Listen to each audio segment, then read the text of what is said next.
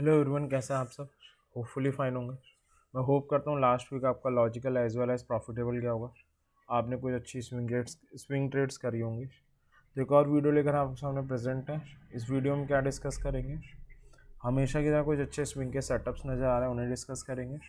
और जो सबसे ज़रूरी चीज़ डिस्कस करेंगे वो ये कि इन सारे सेटअप्स के पीछे लॉजिक क्या है। तो टोटल 4 सेटअप है, 2 लास्ट वीक के हैं और 2 इस वीक के न्यू हैं, जिन्हें हम इस वीडियो में डिस्कस करने वाले हैं। डिस्कशन स्टार्ट करने से पहले एक दो इम्पॉर्टेंट पॉइंट है कि इन्हें इम्प्लीमेंट कैसे करना है। तो अगर आप लेस रिस्क ट्रेडर हो तो शेयर्स में ट्रेड ले सकते हो। हाई रिस्क ट्रेडर हो तो फ्यूचर्स में ट्रेड ले सकते हो। अगर आप नेकेड ऑप्शन ट्रेडर हो तो आपको प्रॉब्लम आ सकती है, क्योंकि खासकर बायर में, क्योंकि कई बार क्या होता है हम ट्रेड ले लेते हैं नेकेड ऑप्शन बाइंग में, आइदर कॉल बाय या पुट बाय, और कई बार शेयर साइडवेज हो जाता है, ना टारगेट आता है ना स्टॉप लॉस जाता है।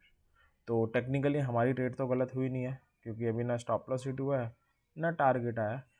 बट नेकेड ऑप्शंस में क्या है, as a buyer time value decay हमें फेस करना पड़ता है, उस कारण हमें लॉस हो जाता है। उससे बचने के लिए या तो आप नेकेड ऑप्शन सेल कर सकते हैं, या बुल पुट या बियर कॉल जैसी स्ट्रेटजीज बना सकते हैं, जिसमें अगर टाइम वैल्यू डिके हुआ भी साइडवेज मूवमेंट के कारण, तो भी आपको प्रॉफिट हो जाएगा। तो स्टार्ट करते हैं। तो टोटल 4 सेटअप है। HUL और फेडरल बैंक लास्ट वीक के हैं, ICICI बैंक और रिलायंस फ्रेश है। फेडरल बैंक को लास्ट वीक रिकमेंड किया गया था, शेयर के काफ़ी अच्छे रिजल्ट आए थे, उसके बाद से शेयर ने रैली लेना स्टार्ट किया था। और 205 का एक इसका रेसिस्टेंस था, जिसे इसने जुलाई एंड में और अगस्त मिड में रिटेस्ट किया था, और फेल रहा था उसे ब्रेक करने में। और रिजल्ट के बाद उसे ब्रेक करके सस्टेन कर रहा था, दैट्स वाई इसे रिकमेंड किया गया था बाय करने के लिए। और 204 का वीकली क्लोजिंग बेसिस पे स्टॉप लॉस था, 209.9 का टारगेट था। डिस्पाइट मार्केट काफ़ी वीक रहा है लास्ट वीक, सारे शेयर्स में बड़ा बढ़िया सेल ऑफ आया है। शेयर का हाई लगा 209.77 का, ट्यूसडे को लगा था। ऑलमोस्ट जो हमारा टारगेट था वो अचीव हो गया था। और उसके बाद जैसा कि मार्केट में और बैंक निफ्टी अभी तक आउट परफॉर्म कर रही थी, उसमें भी सेल ऑफ आया, तो शेयर गिर गया। तो ये हमारा पहला सेटअप था। दूसरा फ्रेश सेटअप है ICICI बैंक का। शेयर काफ़ी आउट परफॉर्मर रहा है बैंक निफ्टी का पिछले कुछ टाइम में, अब की बार के रिज़ल्ट भी इसके अच्छे आए थे। और अगर आप देखोगे जितना निफ्टी गिर रही है या बैंक निफ्टी गिरी है, उस हिसाब से ये गिरा नहीं है, क्योंकि काफ़ी स्ट्रॉन्ग है शेयर।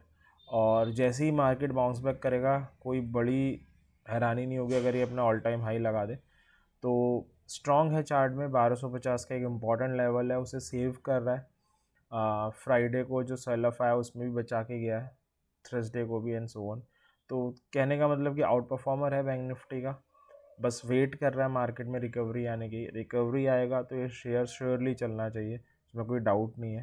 तो एक ट्रेड ली जा सकती है 1240 का ऑन वीकली क्लोजिंग बेसिस पर, स्टॉप लॉस होगा 30 में से 1275 का जोन फर्स्ट टारगेट, और 1299 हमारा सेकंड टारगेट होगा।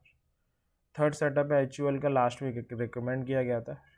2500 का एक लेवल है जिसे सेव कर रहा था डिस्पाइट बेड रिजल्ट। तो 2475 का ऑन वीकली क्लोजिंग बेसिस पर स्टॉप लॉस था, 2 टारगेट थे। लास्ट वीक इन्फ्लेशन का डाटा आया, जो RBI ने अपनी एक रेंज डिसाइड की थी 2 से 6% की, उससे ऊपर आया। और इन्फ्लेशन का डाटा आने के बाद जो FMCG शेयर पिटे हैं फ्राइडे को बहुत, और थर्सडे को भी काफ़ी पिटे हैं, उसमें हमारा स्टॉप लॉस चला गया। अगेन अगर हम कोई भी एनालिसिस करते हैं, कोई भी न्यूज़ उसके अगेंस्ट आती है, तो एनालिसिस गलत हो जाता है। तो अगर आपने ट्रेड ली होगी तो श्योरली इसमें आपका स्टॉप लॉस हिट हो गया। लास्ट सेटअप है रिलायंस का। निफ्टी गिरी है, रिलायंस भी बहुत पिटा है, नो डाउट। काफ़ी अच्छा करेक्शन देखने को मिला है रिलायंस में। 1250 का एक बड़ा ही इंपॉर्टेंट गेन लेवल है, जिसको इसने थर्सडे के सेल ऑफ में रिटेस्ट किया था, सेव किया था।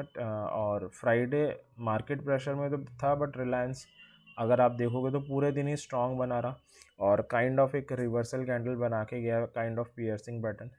तो चांसेस है कि अगर अगले वीक मार्केट ने कुछ भी थोड़ी सी ब्रेथ ली, थोड़ी सी सांस ली, वैसे तो मार्केट वीक है ओवरऑल स्ट्रक्चर में, बट थोड़ा बहुत बाउंस बैक आ सकता है, काफ़ी पिटाई हो चुकी है, तो इसमें भी एक बाउंस बैक आना चाहिए। 13 EMA से 1299 का जोन हमारा टारगेट रहेगा। तो 4 सेटअप है, जिसमें ICICI बैंक और रिलायंस फ्रेश है, जिन्हें लिया जा सकता है।